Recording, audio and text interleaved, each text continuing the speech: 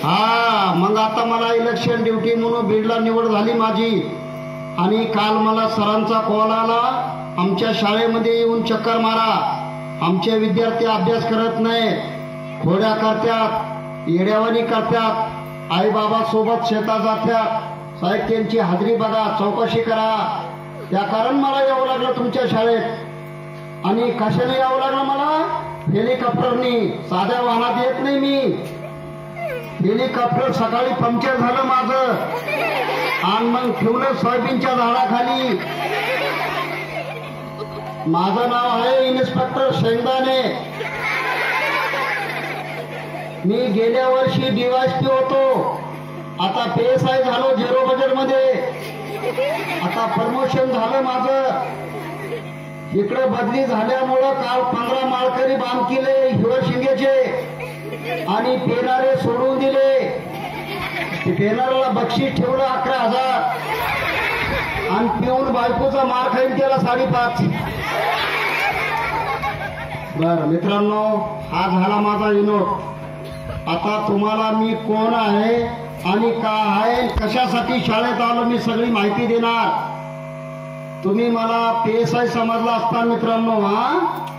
मी PSI नाही, मला म्हणतात बहुरूपी।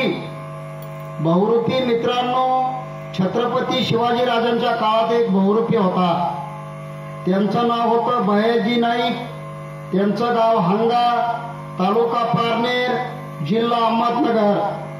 मित्रांनो, ह्या बहुरूप्यांनी शिवाजी राजांना खूप सहकार्य केलं। बहुरूपी शिवाजी राजांच्या आदेशानुसार शत्रूच्या मेळ्यात जायचा, तिथं रोज आपलं एक सोंग दाखवायचा आणि तिथली गुप्तहेर माहिती शिवाजी राजांना पोहोचवायचा।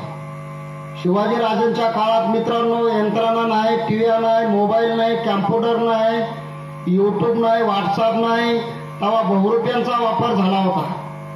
बहुरूपी म्हणजे अनेक रूप धारण करणारा, बहु म्हणजे अनेक, कधी वकील, कधी डॉक्टर, कधी झाशीची राणी, कधी शिवाजी महाराज, असे सोंग घेऊन गावात तुमच्या आई पालकांची करमणूक करणारा बहुरूपी।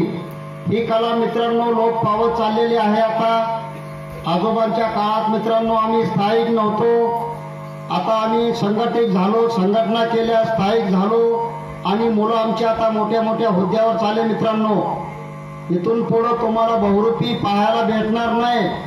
बहुरूपी तुम्ही तुमच्या आई पालकांना, तुमच्या सरांना विचारता, सर आम्ही भरपूर कलाकार पाहिले लेकिन बहुरूपी पाहिला नाही। स्वतःहून मी तुमच्या शाळेत आलो, आणि शाळेत येऊन तुम्हाला मी असं हसवणार की तुमच्या जीवनात नाही तुम्ही हसला पाहिजे। हसणं म्हणजे निरोगी जीवन आहे मित्रांनो।